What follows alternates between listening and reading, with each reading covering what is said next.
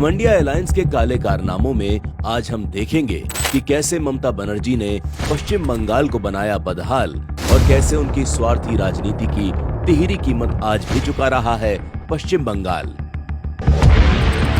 ये कहानी शुरू होती है साल 2006 में, जब पश्चिम बंगाल के सिंगूर में Tata company car manufacturing plant लगा रही थी और उसी समय ममता बनर्जी सिंगूर पहुंची और राजनीति चमकाने के लिए जमीन अधिग्रहण के खिलाफ भूख हड़ताल शुरू कर दी। देखते ही देखते हिंसक प्रदर्शन शुरू हो गए और जवाब में बुद्धदेव भट्टाचार्य की कम्युनिस्ट सरकार ने गोली चलाने के आदेश जारी कर दिए और इस गोलीकांड में 14 किसानों की जान चली गई। यानी जिस जगह से टाटा की चमचमाती गाड़ियां निकलनी थी, वहां से गरीब किसानों की अर्थियां निकल रही थी।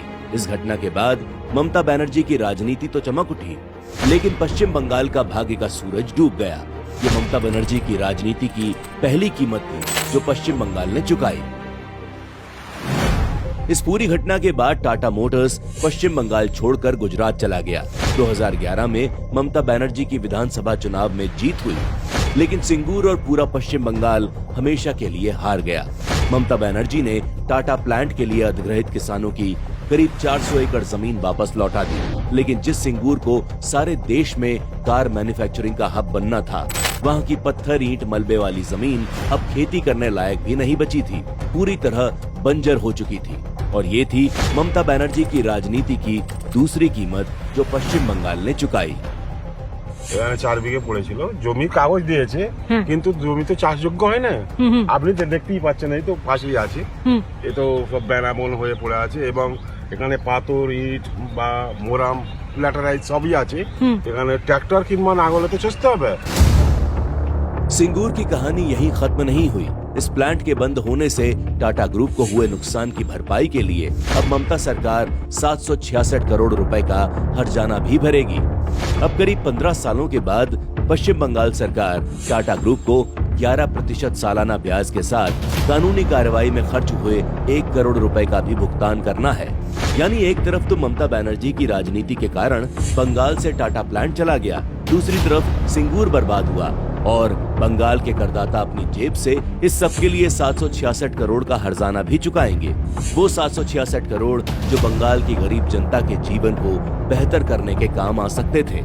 और ये है ममता बनर्जी की राजनीति की तीसरी कीमत जो बंगाल चुका रहा है।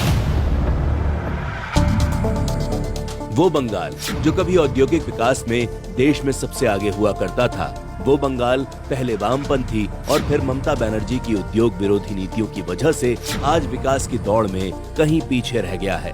कभी पश्चिम बंगाल में 100 से ज्यादा जूट मिलें होती थी और आज इनमें से आधी से ज्यादा जूट मिल बंद हो चुकी हैं।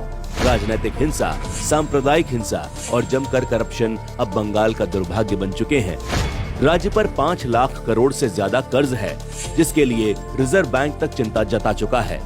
टाटा को बंगाल से निकालकर जिस समय ममता बनर्जी बंगाल की बदहाली में अपना राजनीतिक स्वार्थ देख रही थी, ठीक उसी समय गुजरात के सीएम के तौर पर नरेंद्र मोदी जी ने गुजरात के साणंद में टाटा ग्रुप को नैनो प्लांट लगाने के लिए आमंत्रित किया। और ये नरेंद्र मोदी जी का ही विजन था कि आज साणंद भारत ही नहीं, एशिया के सबसे बड़े ऑटोमोबाइल मैन्युफैक्चरिंग हब के तौर पर पहचान बना चुका है। ममता बनर्जी की राजनीति ने पश्चिम बंगाल को हमेशा बदहाली दी और मोदी जी के विजन की बदौलत गुजरात के साणंद को तरक्की मिली। ये अंतर केवल सिंगूर और साणंद के 2 शहरों का नहीं, बल्कि 2 विचारधाराओं का है, जिनमें एक विचारधारा देश में उद्योगों, कारखानों, उद्योगपतियों के खिलाफ नफरत फैलाकर देश के विकास को रोकना चाहती है, बर्बादी और भुखमरी फैलाकर अपनी राजनीति चमकाना चाहती है, जिनके पास एक राज्य संभालने की विजन नहीं है, लेकिन सपने इनके जोड़ तोड़ करके देश की सत्ता तक पहुंचने के हैं। वहीं दूसरी विचारधारा तेज औद्योगिक विकास देकर साणंद की तरह भारत को दुनिया की औद्योगिक इकाई के तौर पर विकसित करना चाहती है। भारत को विश्व की तीसरी सबसे बड़ी अर्थव्यवस्था बनाने के लिए संकल्पित है।